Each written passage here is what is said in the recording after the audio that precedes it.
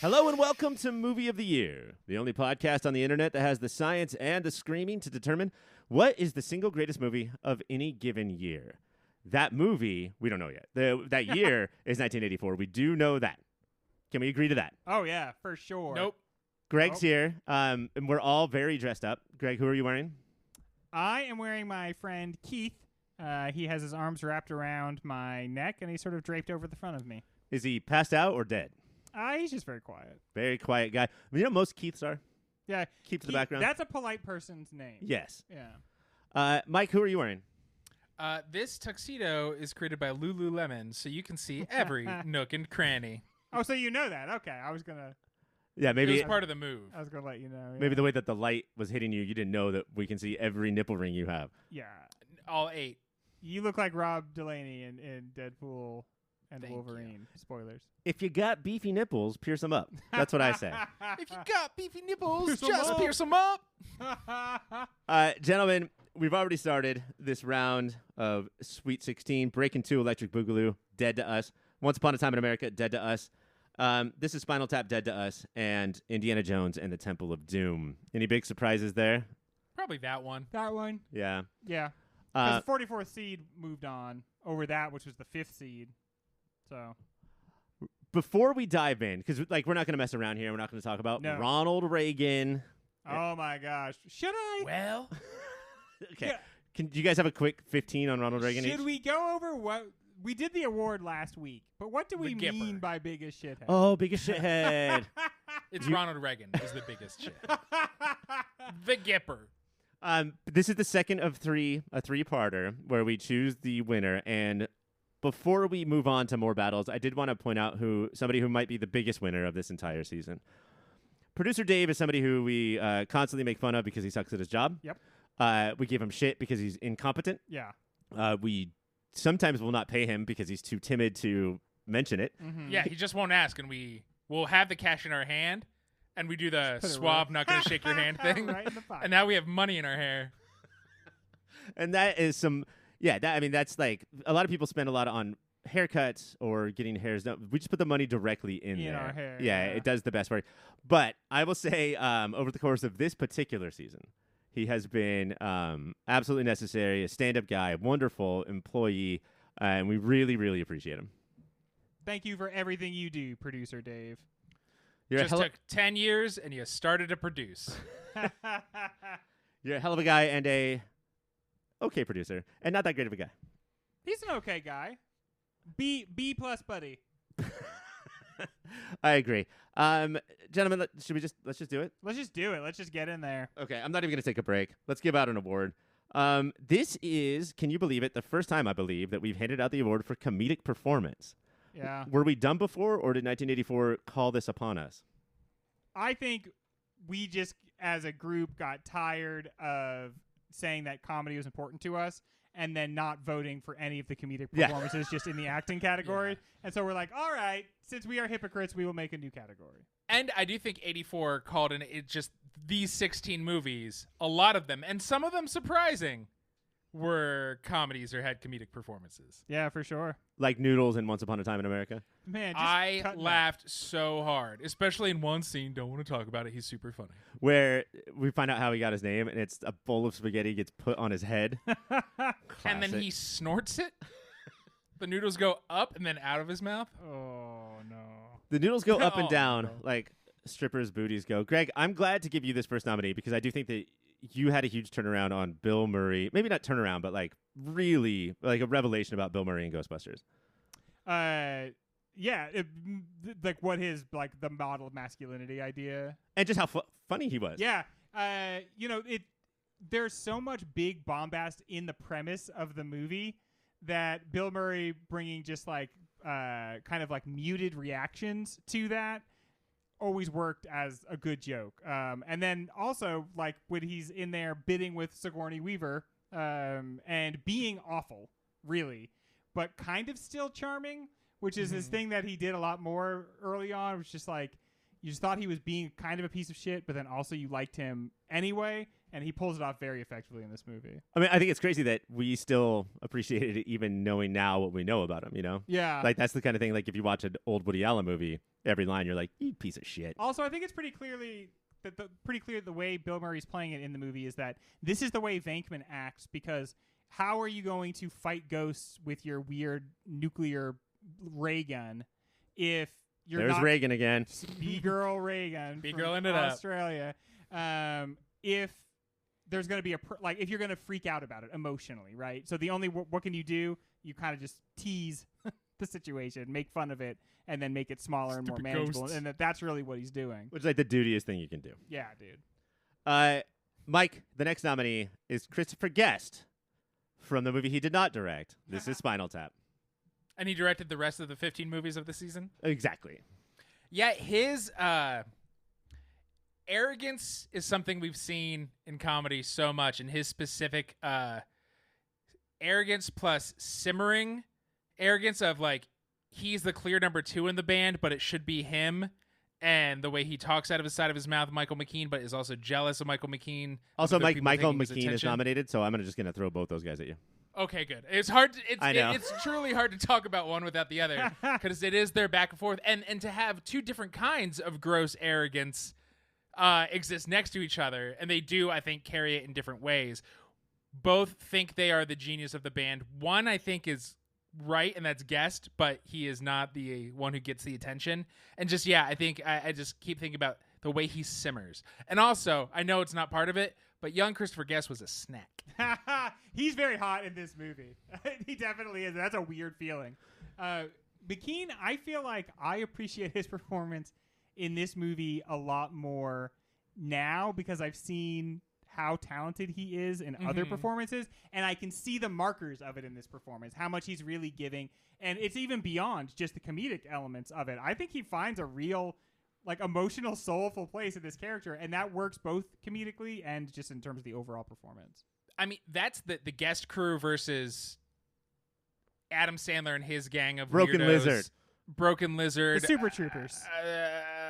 Apatow's crew, like, Apatow, I guess, gets closer to it, but, like, yes, this is a comedy, but what is our weird, broken nuance at the kernel of that? And that makes it endlessly watchable, and you want to talk about it. I wonder if there was, like, I always talk about how Jenna from 30 Rock was the hardest role because she can't ever act like that. Yeah. I wonder how much of that stuff was on the set. And we'll never know about it because they have to be bidding constantly when they talk about the movie. But I wonder if that was going on. Would you say that Michael McKean was more the, like, Bon Jovi, Axl Rose, and Christopher Guest was more like the Tom York, like, arty, broody? Yeah, Yes. I think that's a dynamic that is in a lot of bands, right? Where there's, like, the person who's the real soul of the band, and then there's kind of the front man of the band. And then you have Billy oftentimes Corgan, those who's are not both. the same. I'm the front man. You're the guitar player with Mystique. Jason Lee. Jason Lee, quote it, Wayne Gretzky. Greg, the next nominee is Eddie Murphy. Heard of him? From Beverly Hills Cop. Again, this is obviously for the comedic performance, so we should focus on that. But there's so much more to this performance than that, and that was not my memory of Beverly Hills Cop, but there's a lot in there. It's his back and forth, his ability to have back and forth with all these different types of characters. He takes on a bunch of different personas, but it's really, there's a way he gets with many of the other actors, whether it's his initial chief, his eventual chief, whether it's Judge Reinhold, whether it's his friend from Jenny. Yeah, Jenny from back in the day. Not only is he great in those scenes, but he's getting a lot out of his partners, and I think that you watch that happen across an entire movie, and you're like, okay, he's the catalyst in terms of... That's a skill set. Yeah, not just that he's funny, but he's bringing out of these other actors their talents. And for somebody whose career I would say would be crushed by their own hubris and fat suits, that I didn't know Eddie Murphy had that in him, is to be able to share the scene spotlight to elevate instead of playing every character. I wish I honestly, watching this, there's a bittersweet quality to it because I feel like he took the worst messages from this movie. Like, this movie, Yeah. he thought, you know what made this so good is that I kept slipping into these different characters. And that's a quality of the movie that's good, but that's not really what makes it work. But he told himself that's what it is. I should be doing literally all these different characters in these movies. In the first movie with Axel Foley, it's like a often nuanced and often like extreme version of code switching, where he can just do this so subtly. You know, and there's a racial thing to that, but there's also like a job thing to that, and he's always undercover even when he's not. And then he was like, oh, and there was a couple times in Beverly Hills Cop where I was loud. What if that was every character in this next movie, you know? And it's not like Foley ever gets a monologue, but it's clear he's a perpetual outcast in every scenario. He is an other, and like he was a criminal who became a cop. He's smarter than the people around him. And so it's made better that it's never dealt with textually. That it feels like it's always underneath there. This is supposed to be comedic performance, not best actor. And I feel like we're hitting him hard here. But the other thing, too, about the movie that I love is that when his Detroit chief yells at him, it's like, why is he still here? Like, he fucked this up. He keeps fucking up. And then the rest of the movie explains it. You know, that like only he can do this. And I'm not sure without this performance that we even have Brooklyn Nine-Nine and Jake Peralta. So gave us years of quality TV as well. It gave us that one bye lineup scene. I don't know if it gave us anything else. I think it's also hard to play a character who is funny in world without coming off super annoying. Well, and do you know how you saw that is you have Eddie Murphy do it. So he actually is. But it's awesome how he's real world funny, because what they do is they can't cut out his co-stars laughing at what he says. Right. Sort of proving that in world he is as funny as he is out of world. Mike, the final nominee is Steve Martin from all of us, and I'm going to talk about the scene in front of the building where Lily Tomlin and Steve Martin are controlling his body. Is there anything else? For the first time? Yeah. Yeah. So is he funny in the rest of the movie? Other than just that scene? Yes. Yeah, I think he is funny throughout. He's one of those guys, and I guess we got him back because of It's Only Murders, but one of those, it's annoying how talented he is, that his character's like, I just play guitar, even badly, it's going to sound good. And he got so good at stand-up, so he stopped. He got so good at acting, so he stopped. Fuck you, Steve Martin. Fuck you for all of that. He but really no, pulls off the half of my body is feminine and half of it is masculine in every scene. Yes. It's not just that one scene. I will say the scene in front of the building, he's almost too good at it. Like, I think there's a way you can lose sight of how difficult what he's doing really is, because he pulls it off so believably. Yeah. Yeah. That's how magicians need to be fake bad, because otherwise people won't understand what's happening. Yes. Yeah, exactly. All right, and let's get the crinkle on. That's now you say crinkle, but that's not you opening the envelope. Oh yeah, there's a guy with a briefcase handcuffed to his arm here, and he handed me one single envelope, and it is La La Land. Right, what a mix-up. God, do you remember when La La Land slapped Will Smith in the face at the Oscars? Your winner is Steve Martin for All of Me. I don't know. I don't feel like this show has done a bunch of Steve Martin. I feel like we've definitely avoided him, or maybe he's just in shitty movies every year that we do. But yeah, I don't know if there's movies of his that we've missed. I will say that he had a good run in the 80s and early 90s, and then he went to Stinkaroo City and just started pumping them out. So heard it here first. Greg, not a fan of Shop Girl. I do remember in our 91 season, I believe, we really tried to fight for LA Story to make it in, but not one of that 16, you know? I think that's what he's in, you know? But it did have it played big in our group or something, yeah. Well, because we lived that. Yeah. And I do want to talk about the Bronson Pinchot erasure. Don't be stupid. Yes. I could definitely see him as a nominee if we had 6, but I don't know who we would replace of these 5. Let's kick it a movie. Round 1, Battle 5 is our 2nd seed versus our 18th seed. It's also the battle of the 2 highest grossing films of 1984. Ghostbusters fairly easily landed in the Sweet 16 after beating Under the Volcano and John Carpenter's Starman, which I would have loved to do, but again, we couldn't. Beverly Hills Cop, a shockingly low 18th seed, coasted past Crimes of Passion and The Bounty, just so we can have a Juggernaut on Juggernaut. We were pretty surprised about how well Ghostbusters held up early in the season, but Beverly Hills Cop also held its own.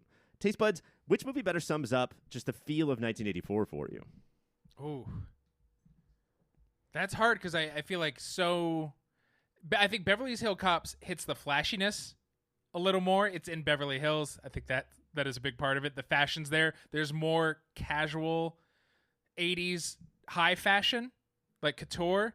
And then Ghostbusters is working class, right? And so feels like, even though they're about ghosts, some of that real 80s feeling of people smoking. But is that just East Coast, West Coast? I don't know. What do you guys think I'm trying to say?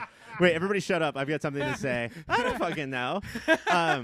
The thing that I do love about these movies is we often bring up the Blockbuster video that I'm going to build in my backyard. It's going to be full size, and I'm going to have to put these movies in genres. And I love almost all the movies from this year because I don't know where to go. And the way that they also don't care, they don't know and they don't care. You know, like we've got this, high concept.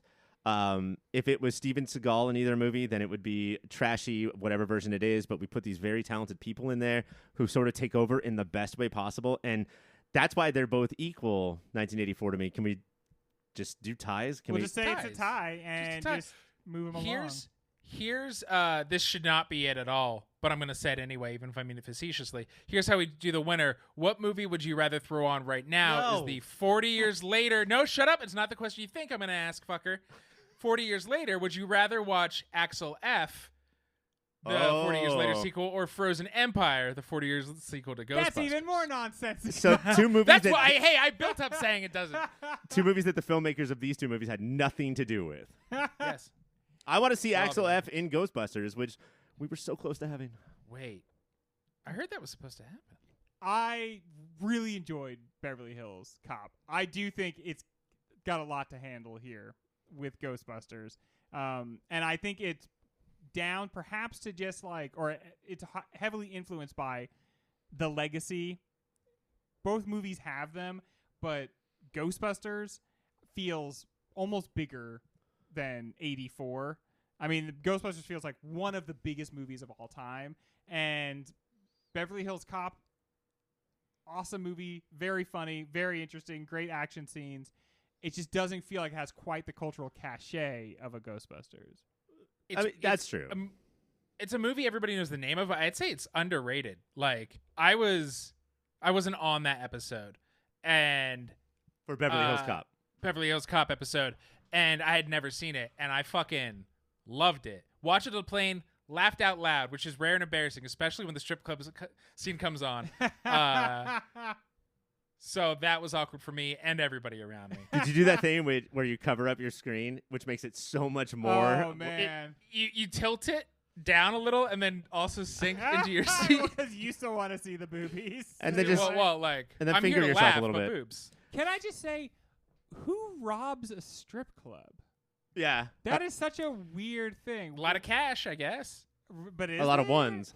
Yeah, I mean, yeah, it just doesn't feel like a great place to get a whole bunch of money. As much as I hate this matchup because Buckaroo Banzai is in the Elite Eight and one of these will not be. Yeah. I love this matchup because to me these are two very shaggy movies, and one of the reasons that I think the Beverly Hills Cop does deserve some support is that, and by shaggy I mean like we're not always going to be plot forward. We're sometimes going to just let our stars cook. Like ambiance scenes. Right, and Beverly Hills Cop, less of an ensemble, right? More of a star and then the players. But how it like just doesn't feel that shaggy ever while motoring through this 80s cop plot where there's parts of Ghostbusters where like if this bit doesn't work, man, then if two bits don't work in a row, then we're just 10 minutes of like this is just nothing. But what doesn't work about that movie though, right? Like, they don't run into that problem. I mean, I don't like. I'm personally offended because of my beliefs about Civil War widows. Yeah, who like go down on strangers. Like they didn't even go on a date. Watching Ghostbusters this time around, I couldn't let us talking about Ghostbusters without bringing up the Ghostbusters up. I was struck this time watching Ghostbusters by how individual each of the Ghostbusters are. I didn't realize that much as a kid, but like Venkman's obviously like the id. He's all desire. But Dan Aykroyd's character is like a big kid. I didn't realize that when I was a kid. Maybe that just seemed like a regular way to be, and so I thought he was a regular dude. But he's like so boyish and intensely childlike with all of it. And then Egon with his like sort of disconnected scientific persona. Would you say that Ray would have like nunchucks and Egon might have a bow staff? Venkman katanas? And then Ernie Hudson has side because both of them they're just there for the paycheck. Plus, he sighed through that entire movie. Yeah, everybody charges ahead and he goes. I was. Who were you guys as kids? I was both in Halloween and as a kid. I think I always knew I was a Spengler. Everybody wants to be Venkman. Even as a child, I knew I was not. But some of us were. So Yeah, I always had to be Slimer. Like your parents made sad, you, or yeah. Like I would play Ghostbusters with my parents, and they would be Venkman and Spangler, and I'd be like, "There's a lot of other," and they'd be like, "No, you're Slimer, and we're busting you," and then they would shove me, and they'd be like, "We're busting you," and then they would shove me. Greg, you literally pulled the hot dog drawer out of the hole and are chugging everything. Like, what else would we That's make true. you? You were born to be. All right, gentlemen. This one's gonna hurt. I love both these movies. Before we move on, I do want to talk about who we know and love that's about to get destroyed. Our Ghostbusters episode was co-hosted by Connor Kilpatrick from iFanboy. So check out iFanboy if you read comic books, and if you don't. If you don't read comic books but you wish you had time to, iFanboy is a really good show to like stay kept up on. Better than Wikipedia. Better than Wikipedia. Maybe better than just reading the comics. Yeah, sometimes comic Sometimes books. the comics, the plot You points ever are read a a lot thing and you're like, better. fuck. I've been reading this run of New Avengers from 2012, and I'm like, Do I have to keep this is doing homework? And I am just slowly learning, and I hope to in like 10 years, you don't have to read comic books. No. That's something I hope to learn in the future. Our Beverly Hills Cop episode was co-hosted by Jordan Crucchiola, so from the Feel Me podcast. So please check that out. Feeling Seen podcast, where she talks to big stars about she knows famous people. the like the movie or TV role that made them feel seen for the first time. Both incredible shows. But unfortunately, one of them cannot come back on next season. Mike, Ghostbusters versus Beverly Hills Cop. And this might surprise people because I was the biggest poo-pooer of this movie, which doesn't mean I don't like it. It's just there's tiers and nuance. But my vote is for Ghostbusters. Yeah, sometimes there are matchups, and you're like, because you don't know which way you're going to go. And sometimes there are matchups, you're like, because right away you can see which way you're going to go, and you feel bad about the other one. But it's not super difficult for me to say Ghostbusters in this matchup. It doesn't matter, but I think Beverly Hills Cop is the superior movie. I wish I had a chance to vote, but now I know what it's like to feel like Mike. Like, this is awful. Stop the steal, Ryan. I That's all you have feel to quote. I feel cornered in. Like, I feel ganged up on. Yeah. This is ridiculous. I want to take a break, but there's such a bad taste in my mouth. Let's wash it out with handing out a movie. Brush your teeth. Just start brushing your teeth or go to the dentist. Goddamn. You often talk about a bad taste in Your mouth stinks. But like, I hate the taste of toothpaste, so I'm not gonna do it. Also, nothing can touch my teeth. Not even your other teeth? My daughter has decided that kissing is boring. Like, give her a kiss, so she wants to do tooth touches instead. No. No. Oh, so she's a little freak. She is 19 years old, guys. I don't know what to do. On-screen duo. Do you guys want to both explain this at the same time? On-screen duo is when you have On-screen two duo people is who when we have two together people they kind of together form like one persona. Did it. The first nominee is this one. I'm just so pleased by. I loved every second of it. It's Daniel and Mr. Miyagi. There is this classic, mentor-mentee role. If you're doing some Joseph Campbell, Mr. Miyagi, I don't know if he's supposed to be in the story as much as he is, but he needs to be there to like get you to the next level. The two of these fucking dudes together, just hanging out, pounding beers. There were no beer, but like you had that feeling of like these guys could crush some beers, There is a recognized game in it that's very heartwarming. It's not just that he's seen 8 blonde-haired bullies beat the shit out of this young Italian man, but they're both like angry, gentle souls, and you can see, again, this is not necessarily in the film, but the vibe is like Miyagi was probably like this, the angry little pop-off, and he's like, you just need not everybody needs a dad. Single moms are great, but you need some sort of other role there. The other thing I love about these two is that there are multiple times in this not that long movie where one or the other says to the other, "Fuck you, I'll see you tomorrow." Yeah. And I think that's key. Also, man, Mr. Miyagi, living the dream, have a student sand your whole deck. Uh-huh. That's so nice. No, because karate. Yeah. Oh, you're karateing right now, and you're doing great. You're doing a great job. By the way. Yeah, we didn't learn that much about karate in that movie, but I think we could build a deck together, the three of us. Yeah. At least Tom Sawyer a kid into doing it. Mike, you've already talked about her, but let's go back to Stop Making Sense and talk about David and Tina together as an on-screen duo. I think this movie and this band is as great as it is because of the different energies these two bring. It is the deadly serious weirdo and the super fun, isn't it fun to be in a cool band vibe of Tina. And it feels like they should be mortal enemies, but the energy and palpable like fun and respect for each other they have on the stage is fucking a delight to watch. I love them together too because, like we talked about last week, Tina is just a natural. Like she just moves with the music. David Byrne during one song has a dance with like a lamp. And because of the differences of the two of them, Byrne practiced that for hours. Yeah. And Tina's never practiced dancing to music. Yeah. Like, what are you kidding me? Very complimentary energies. Greg, next nominee is Indian Short Round. There may be things about Temple of Doom that you do not love, but certainly these Not gonna be two together. And think of what a tall order it is to have our main character, a grown-ass man, who's got a best friend, and it's said several times throughout the movie that this is his best friend, who is a 12-year-old boy. This is just Back to the Future from Doc Brown's perspective. Yeah, but the movie makes you believe because they also have that like "fuck off, see you tomorrow" energy. Yeah. They yell at each other in the middle of a stressful moments. They like get after each other, but that's the way they communicate. And they don't need girls around. They both They say it all the time. They both do a good job giving Willie a hard time, even though one of them's just a child and probably should respect a full-grown adult.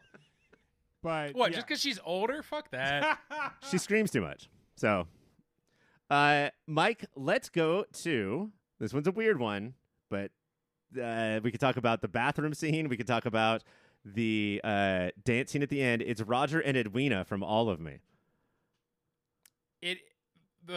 Where you're learning to pee and maybe you should fondle the junk a little.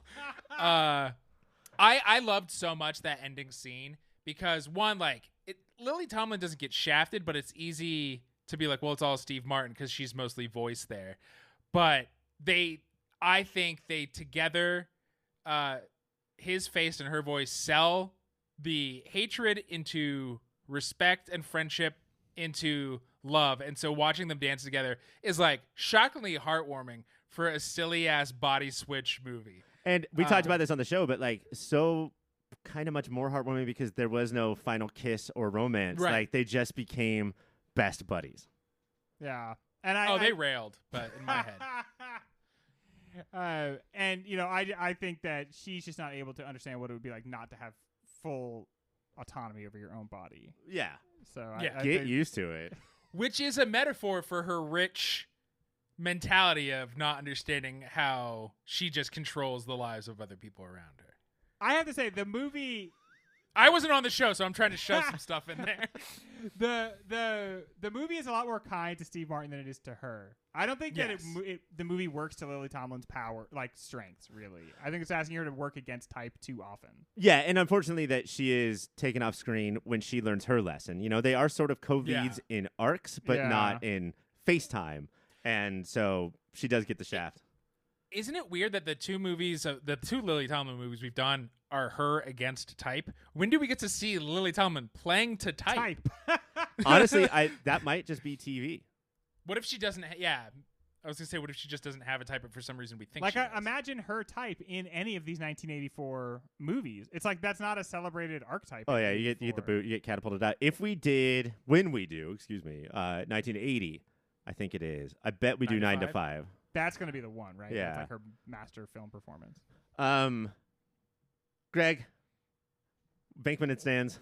Anything left to say? Just these are two of the four boys who are, or specifically the three of them, who are like kind of different extreme versions of one person.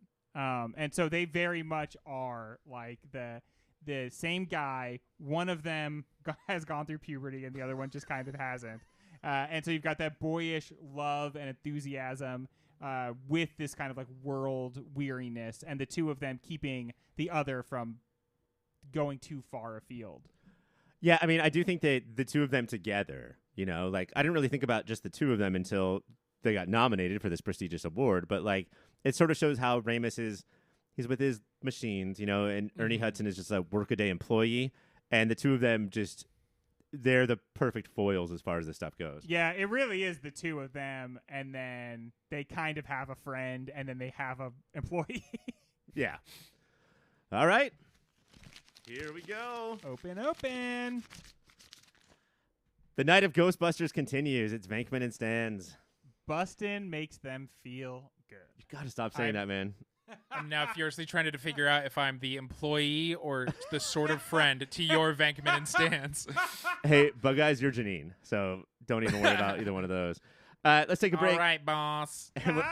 When we come back, let's kick out another movie.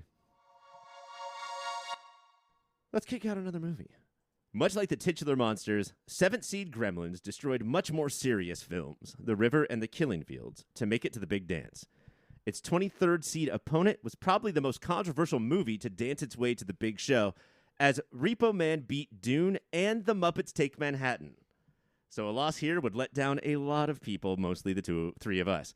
Both films are cult classics that were minor hits in their day, but went on to inspire legions of filmmakers who refused to be held back by a low budget. Taste buds, I ask you this. Which movie tackles commercialism and consumerism in the most 1984-iest way? Aren't we so stoked that these two landed together to battle? It does feel apt. Enduring image of Repo Man is something that is, to me, something that is so brief in it, but for whatever reason came to define it, which is the vision of his parents. Yeah. Just totally zombified by the TV, and they're zombified by TV, but also by this version of religion that has joined with the TV, that has joined with capitalism, and it has removed them from pure hippies to I guess yuppies or something. They've transitioned there, and it seems like such a harsh criticism, but the movie doesn't lean on it, and then it kind of just moves on. It doesn't, but I do think that it's part of the whole punk rock ethic of it, of the American dream that was set up for the generation before Repo Man was we're going to redefine the American dream, get to the suburbs, buy a house, and coast forever. Never do anything again, and then you succeeded, and then this movie's wait, does that suck? But the world keeps going. You don't get to just tune out. But Gremlins is all about the sort of how much we have given ourselves over just to the thinginess of the world, and that we have lost ourselves into that. And that, sort of we're almost drowning. I think of Spirited Away, that creature that vomits up all the stuff that gets stuck in the bog or whatever. There's just scenes just festooned with all these different items and snacks, and even the dad's own inventions. There seems to be this juxtaposition between what the dad invents and these mass marketed inventions, but his stuff is all trash. Yeah, crap. American made trash. Yeah. and both the dad and his American made trash and the kind of low key hoarder-ness of everybody within Gremlins Town, and then the Repo Men parents, prophetic.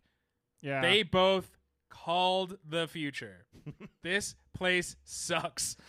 There's a degree to which Gremlins seems to show an America that itself is turned into sets and toys. The whole town is shot on the Universal lot, I guess, right, but shot in such a way that maximizes how obvious that is instead of minimizing it. And I think it's supposed to show houses that don't look like houses but that look like sets, because that's what we've done to ourselves. And that's how it works in our head. But then also calling back to do you think that you're watching It's a Wonderful Life because you're in Gremlins now? And the movie obviously calls to it too hard when Frances Lee McCain is watching It's a Wonderful Life. Yeah, it's so funny. Did you guys not get this? You, as a viewer who likes movies, not even a movie person, but just someone who's seen multiple movies from different eras, you feel that It's a Wonderful Life over and over and over again. And then there's just this moment where the movie's they're missing it. Just put the literal movie in there. I hate to ask this question. It's the worst question. But if your DVD collection was in your front seat while you were driving in your car and you put one of the DVDs in the CD player, would either of them work? Would you ask this every week, and we normally cut it out, but no, still fucking no, Ryan. Let me ask you a different question. You are recommending one of these two movies to Gen Z. Let's just stick with Gen Z. We'll stick with Gen Z. Yeah, we know what that is. I don't want to deal with the Less monsters. Scary. These are two, and I like harken back to last week's Zoomers. Buckaroo versus Indiana Jones matchup with Gremlins versus Repo Man. You're recommending one of these two movies to Gen Z who doesn't even know what 1984 is. Right. Like, do they both take a ton of before you watch? Here's the explanation, or do you think they can just watch them? I think Gremlins does not take a ton of build up. I think Repo Man, to talk about what punk rock meant at the time, and I think there's a lot more explanation and build up, and it is, I think, close to the Indy versus Buckaroo. Repo Man always feels slightly designed to be a cult classic, Sometimes on purpose, sometimes in great ways, sometimes on purpose. And Joe Dante, when he's at his best, is a Trojan horse filmmaker of like, this is a normal film, and then just a giant middle finger within it. I could see a kid watching this and then doing like a TikTok, like Gremlins. I just discovered this movie that nobody even knows about. Look at all this weird stuff, because there's a lot of different feelings and elements to it. I think that's the one that would definitely like appeal more. I think there's a palatable nastiness in Gremlins, and there's an to trying to think of the kids, right? I think there's an unpalatable pessimism within Repo Man. I think that's so true. Them. That like, despite them having their, I guess, happy-ish endings, that the way Gremlins is made is that Joe Dante thinks dark is funny, and Repo Man is just so much more cynical. You know, Gremlins is a very cynical movie, but it does solve all of its problems, you know? It's basically got a baby Yoda, right? I think that they're going to really dig the practical effects. Yeah. I think they're going to think that they look cool because you can see that the thing is really there. Even if they're laughing when they should be scared, they're still going to dig it. Also, they seem to like a little bit of awkwardness. Like, awkwardness was like the worst thing that could ever happen to us, but they seem to like kind of think that it's a little endearing if something is slightly awkward. Like the whole character of Billy? Like, yeah. Like a lot of the movie has like an awkward feeling, right? And yeah, Repo Man is you have an unlikable protagonist, which I don't think the youth likes. You have an unlikable, his friends suck, his coworkers are bad people. Like I do think there's I need to be able to see myself in a characterness that I think every generation has, but it does feel stronger and stronger in the youth. Of like, but where's the good moral message? Like there is that weird parabola of them wanting morality. It's like, fuck off. I don't always need morality. I just wonder that if Emilio Estevez, like, let's say you gave them no, cursory talk before they watch the movie, that Emilio Estevez, sort of the character and the performance, as crazy as it sounds, does sort of have what it takes to draw viewers in and say like, oh, I am kind of like that guy, even though I'm very much not. Mm-hmm. We talked about at length about how Zach Galligan's performance as Billy is Gremlins' like huge hole in the tire. Yeah. For Gremlins, I think it's like Gizmo and Stripe. I think it's like that battle is more important than any of the humans. But I wonder if Emilio Estevez has what it takes to draw every audience into Repo Man. I wonder what version of adulthood they would see modeled for them in the real world. Is it the Billy, or is it the Repo Man zonked out parents that are like not a factor at all, and so he has to look elsewhere for like how the world works, or the parents in Gremlins, which is the dad who's a dreamer, but the mom who's like an out and out warrior. It's a good question, and I think that like we're children of boomers, so it's easier for us, but for them to be the children of Gen X or millennials, I don't think that they'll be able to get over the fact that Billy's family has a house. Like I really don't. I think that is a huge thing. Where does that house come from? Mike, I'm going to go to you, not for a vote, but just like, let's talk me through it a little bit. Like, what kind of things are you thinking about in this genre-filled matchup? I'm trying to ignore my entire lifetime of being a Gremlins head. I won't reach down right below me and pull out one of several Gremlins toys that are right at my feet right now. Oh, yeah, you keep it by your toes for some reason. We talked about that on the episode. It's fun. I'm not going to get into it. But then also, like, I was a little punk rock piece of shit kid who I think it's very good for me and everybody who's ever met me that I did not see Repo Man in high school. Yo, yes. Where would it just set in permanently? Ordinary fucking people, man. All right, Greg. And so those things are warring in me right now. Right? Yes, I totally see where you're coming from. I might have some of that too. But, Greg, it's time to make a vote. I'm going to go with a movie that I didn't just watch a lot in my childhood, but that I actually watched as an adult a couple times because it's that fun to watch. I'm going to say Gremlins. Mikey? I love Repo Man. I think more people in the world should watch it, but I also think it's undeniably Gremlins. Oh, so relieved. I think it should totally be Repo Man, but I didn't have to vote, and that is awesome. Thank you guys for that. Let's see. Should we take it? No, let's just do an award. How about that? I sort of have a bad taste in my mouth from Gremlins winning because I just From think my about. rotting tooth back here. Wait, do I have a dead tooth? Yeah. Does it look like Stripe? I know I have a Bluetooth because it keeps playing MP3s. Guys. He's on fire. I will remind Mike again that no points are awarded on this episode, so you don't have to actually compliment the things I say. Here's an award that we started, I think, in 1974, the season, not the year. And it was just too fun for it to go away.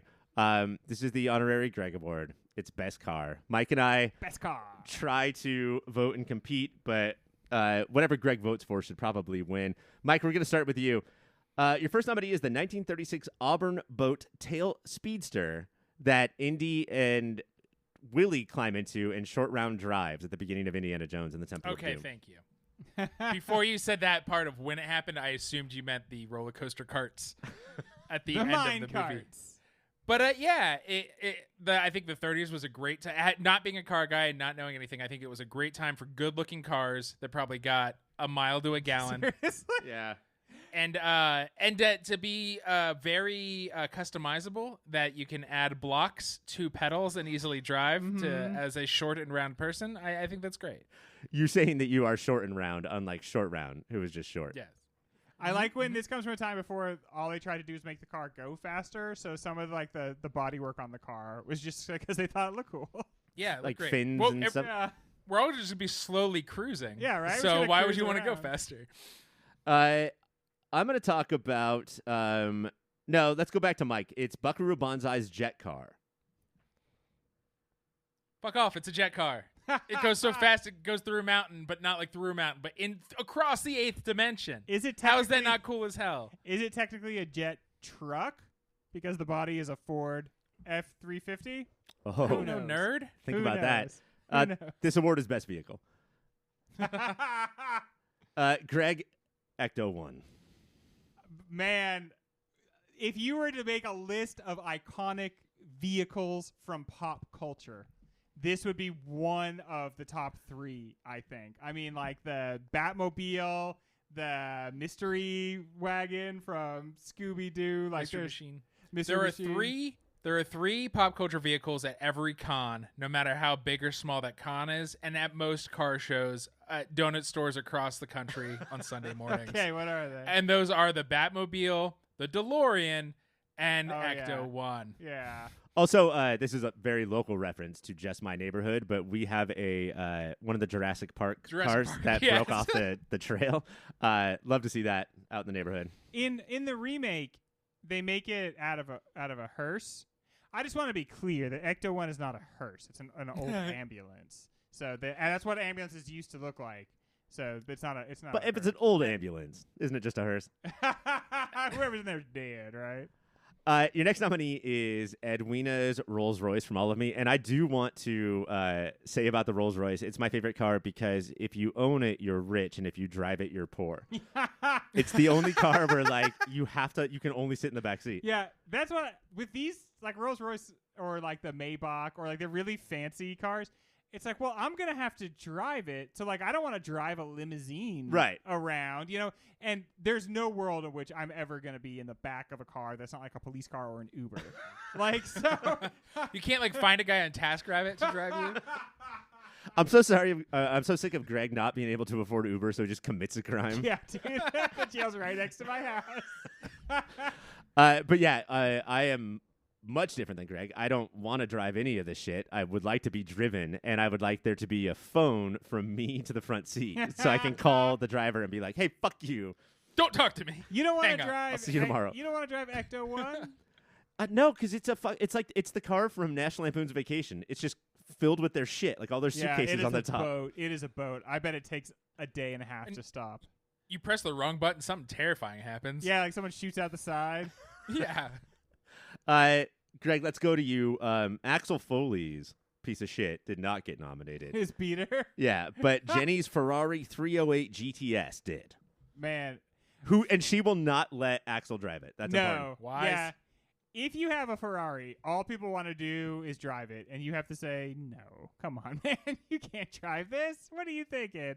Not my favorite Ferrari, but anything that is a Ferrari is probably a good car. Probably uncomfortable to drive, likely to kill you, probably going to break down, but also beautiful and very aggressive. Of course, me and Mike's favorite Ferrari is the Porsche Countach, a classic car. I'm a Countach man. Born and raised. Mike, your final nominee is Mr. Miyagi's 1947 Ford Super Deluxe, which he walks Daniel out and he's like, pick a car, and Daniel picks that one, and Miyagi's like, fuck.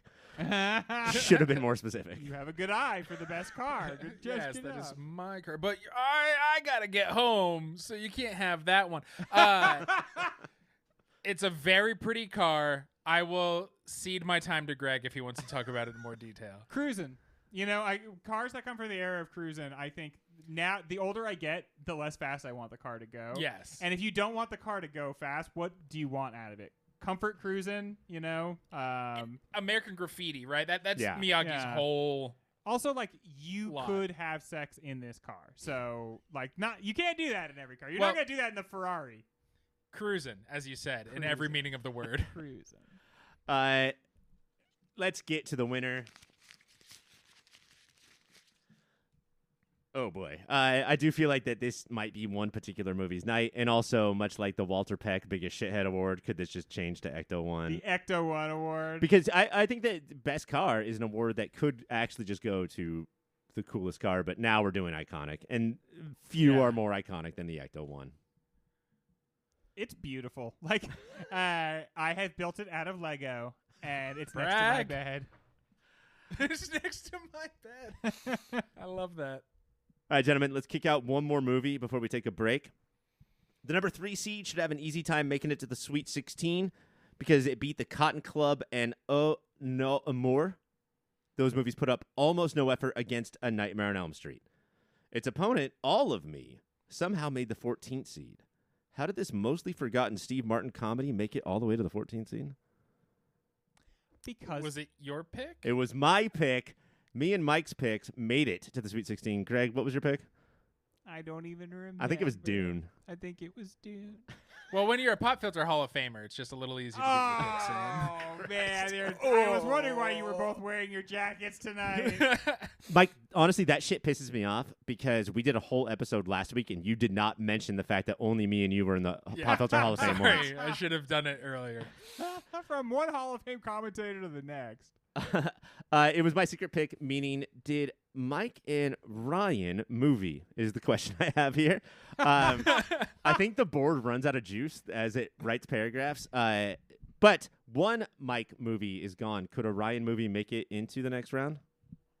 Nightmare on Elm Street was the other movie. I think that there is so much to like about All of Me.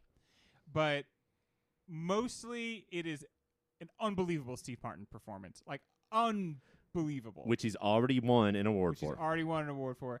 I think that might be as far as it goes. Coming from horror hater Greg. Yeah. Wow, that is. But isn't it more horrifying to have a rich person take control of your body? You know what I thought about Nightmare on Elm Street? I thought I was going to be like, that I wasn't really going to like it. And that it was going to be cheesy and gory and bloody and just kind of gross, and then I was going to move on from it. The thing I did not expect was that I was going to have like a lot of questions about like what happened and what the point was and what the different angles were and like why exactly this character did this, and was the mom kind of like possessed the entire time? Is the whole thing a dream from the beginning, like a nightmare that they're already stuck in because they're already kind of in the hell? And live in the suburbs. Is Fred Krueger the funniest name ever, whereas Freddy Krueger Yes. is so scary? But honestly, it was kind of a chewy movie. Is that dumb to say? No. I think it's also funny, like, and I know, Greg, you're new to horror, but having, like, the big three, and, like, there's other people who came up, but it was like, is it Freddy or Jason?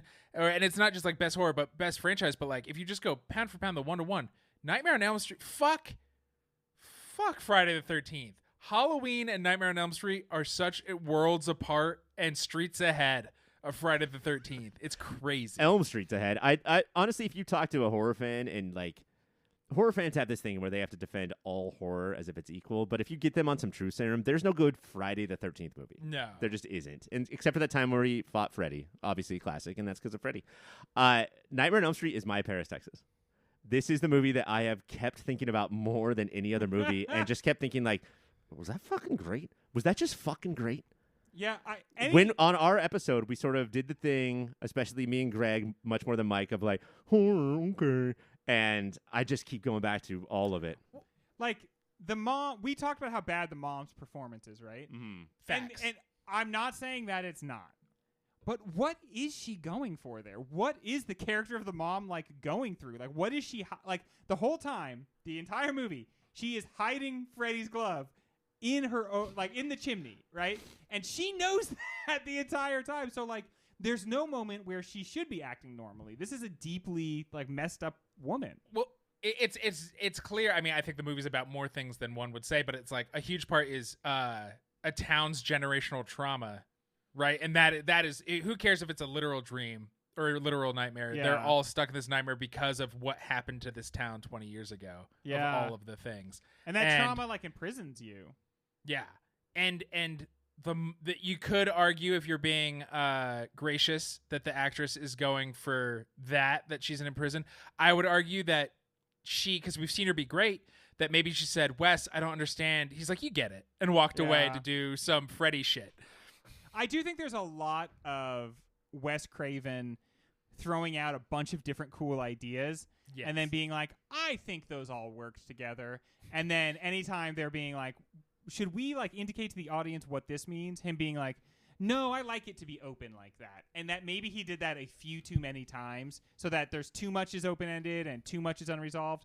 But you certainly come away with it wondering about like different scenes and what really happened and why it happened in that way. It is a movie that you think about after watching it for quite a while.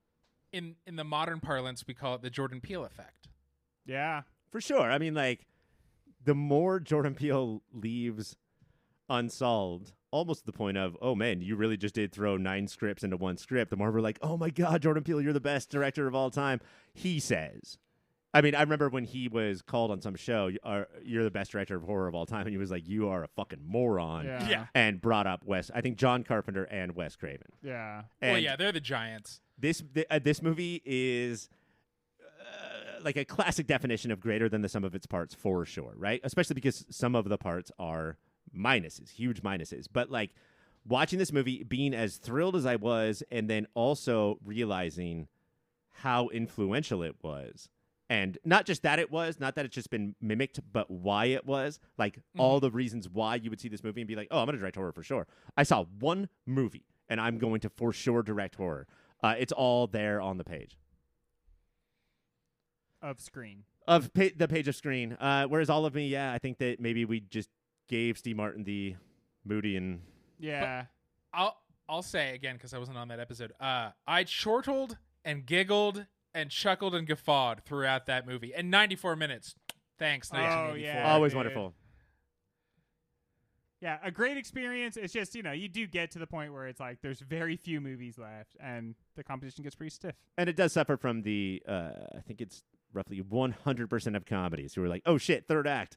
Yeah. Hijack. Give somebody a gun. All right, with that, Greg, Nightmare or All of Me? Nightmare. Michael? Elm Street. Nightmare on Elm Street moves on, and we're not even sad about that. There's No, a bad sir. taste in my mouth for sure, but like I don't think it's because of that. Let's take a break, and when we come back, the end of episode 2. All right, let's give out an award. This award, again, just like Best Car, was initiated in the 1974 season, but it's so apropos for every year that we do. I think we're just going to keep it around. It's Best Fuck the Police. Yeah. Gre- Fuck 'em.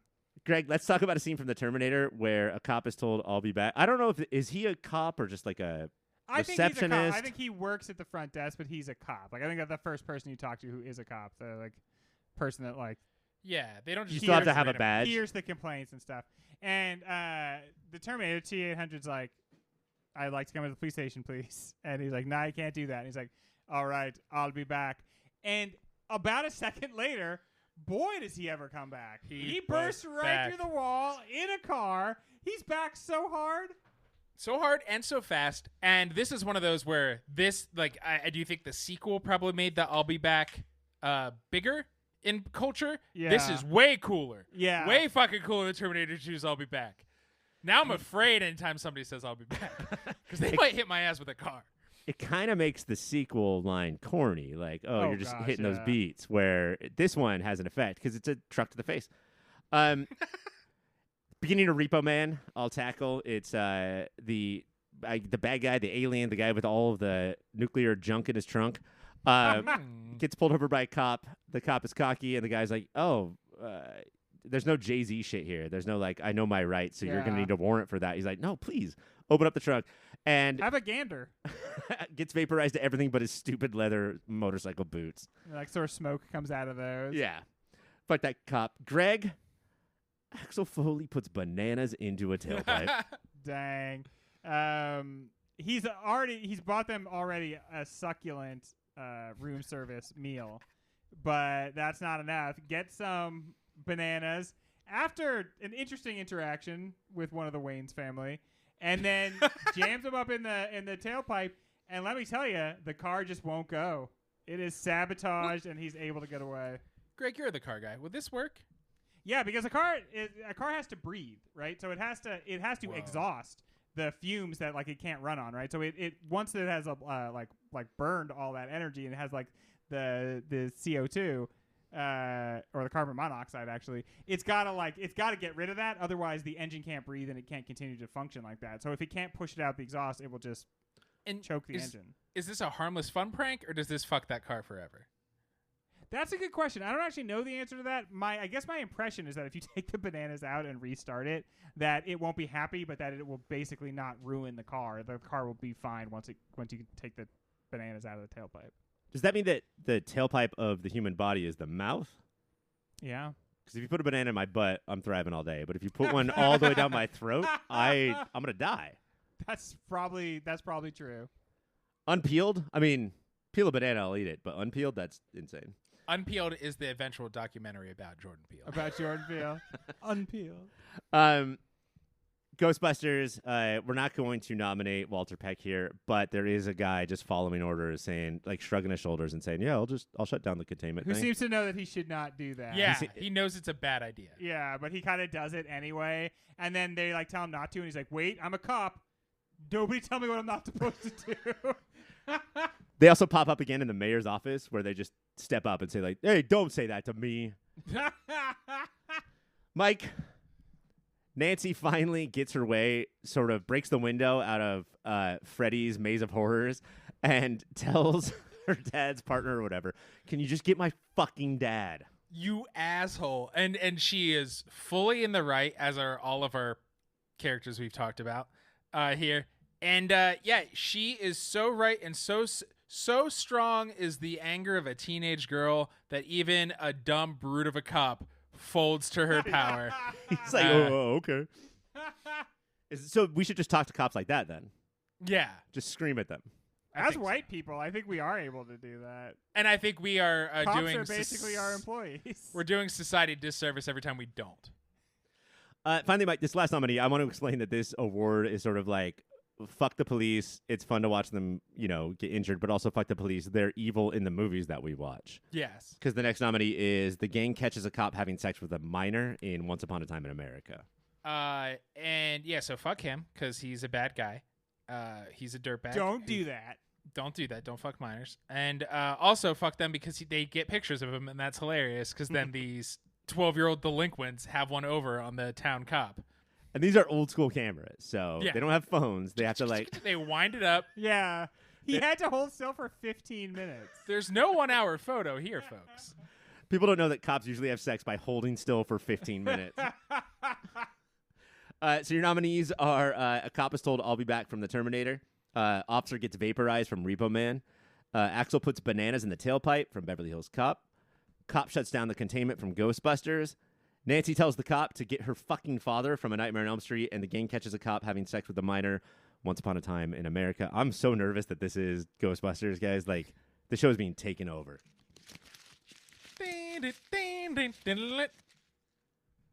It's I'll Be Back. Yeah, right. Yeah. It's truck to the face. Truck to the face. You think you know what's going to happen, but it's so abrupt and so powerful. I would not have guessed that's what would happen. I thought walk back in with a shotgun. Yeah, that's one of those scenes that it's a bummer it became so iconic because you want to be surprised by that. Yeah. All right. We've got 9 movies in the bracket. It's time for one of them to go. It's the only battle in the bracket that is 2 musical biopics of psycho killers. The 6th seed, Amadeus, is the only movie in the Sweet 16 to be nominated for any of the major Oscars. It tells the story of psycho killer Salieri, who killed Amadeus in his mind and then tried to kill himself in his throat. Our next psycho killer music biopic is Jonathan Demme's Stop Making Sense, the 11th seed. It tells the story of Talking Heads, who have a song called Psycho Killer. Taste Buds, I ask you this. Which movie is like a movie but also like music more than it's just like music in a movie? I think it's interesting that the least conventional of all of our movies is going up against what I would argue in many ways is the most conventional of all our movies. And so if Stop Making Sense has any chance at this thing, it might as well face off against something like Amadeus right away.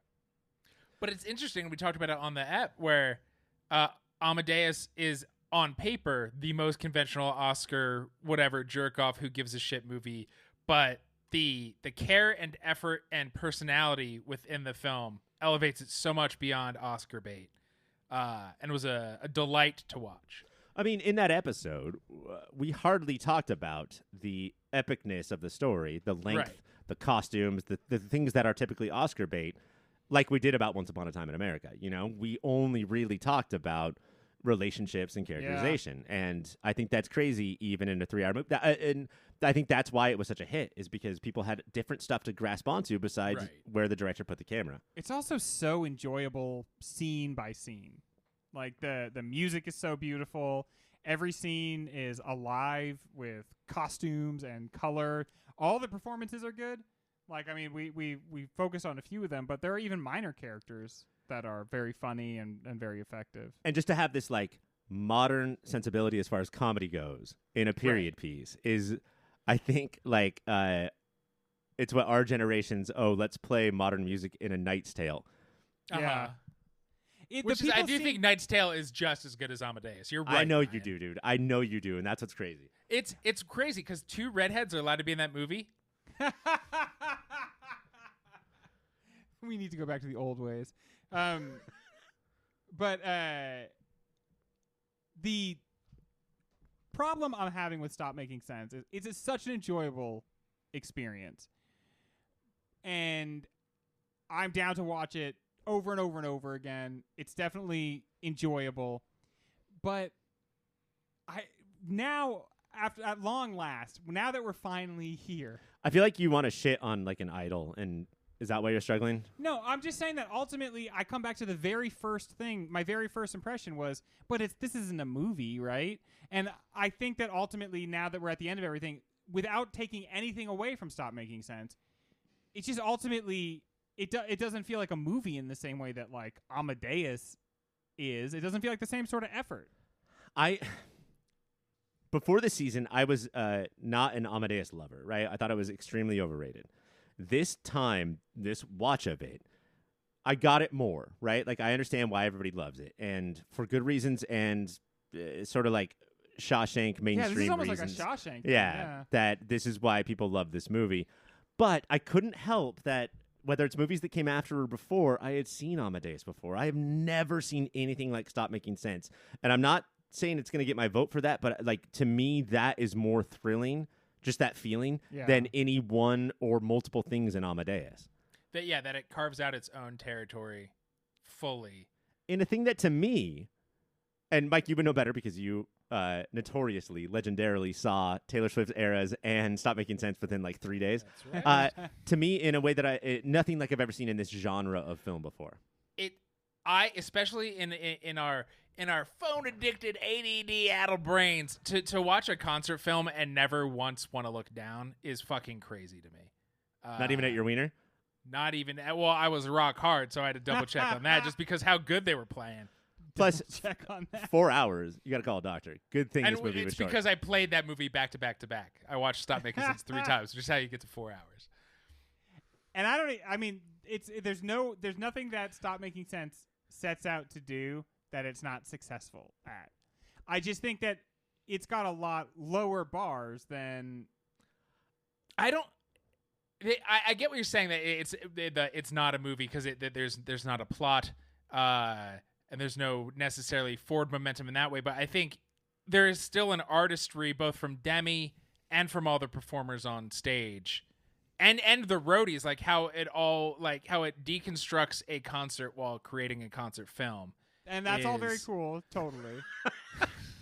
Greg, I could say things in that tone of voice too. No. I didn't mean to be dismissive, because like what I'm trying to say is that I don't discount any of those things.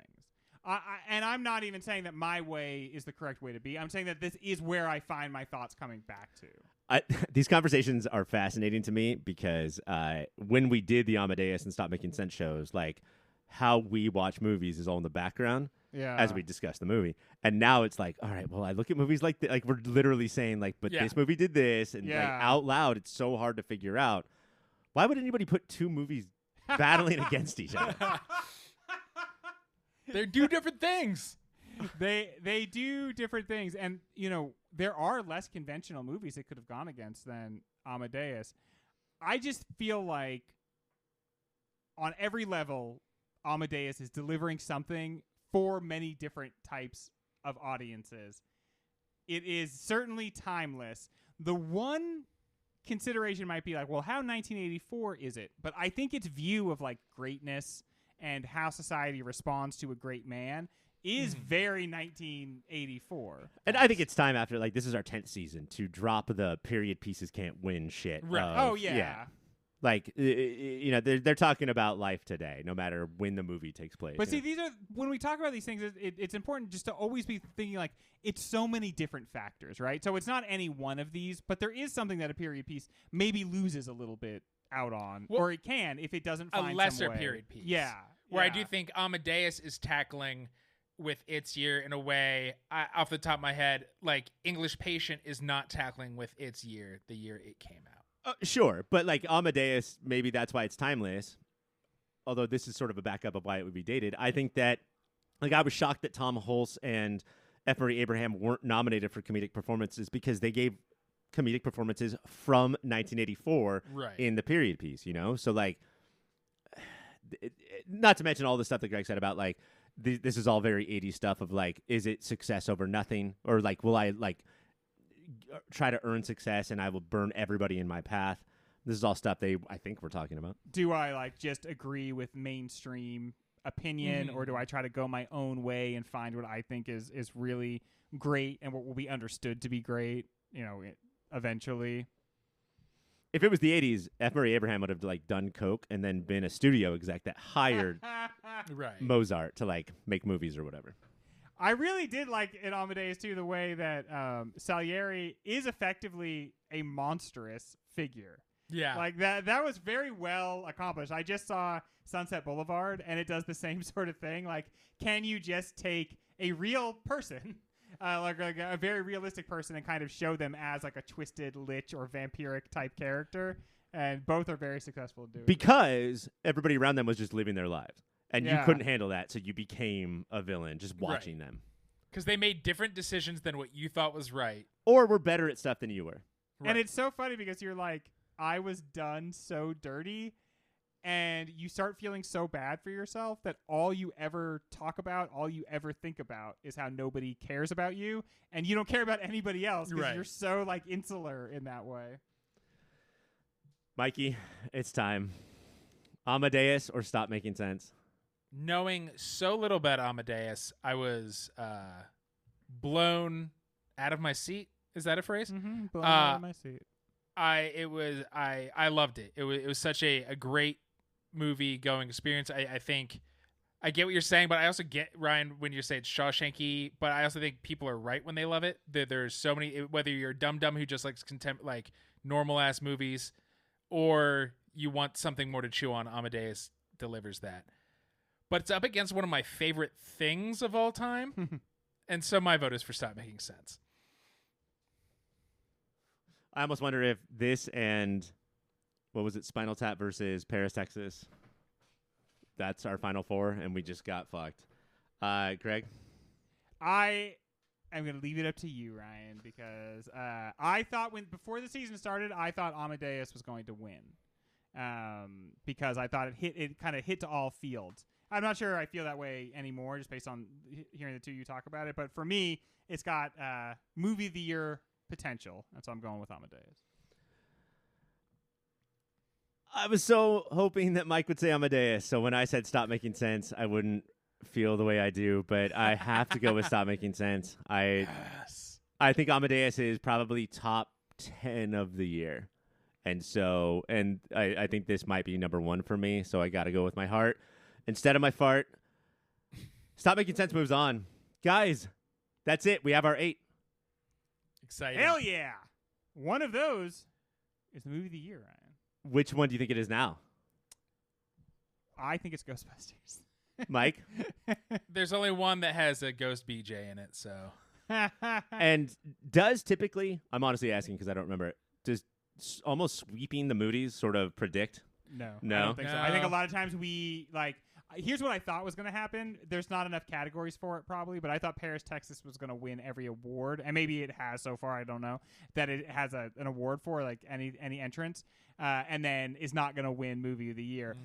So that has happened a lot. I don't know that that's what's happening here with Ghostbusters, but it has happened before.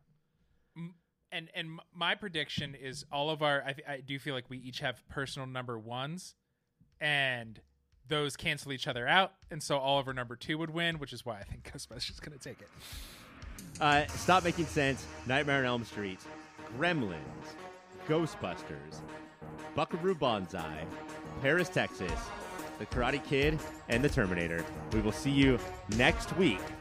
For Mike, for Greg, I'm Ryan, and please keep watching those movies.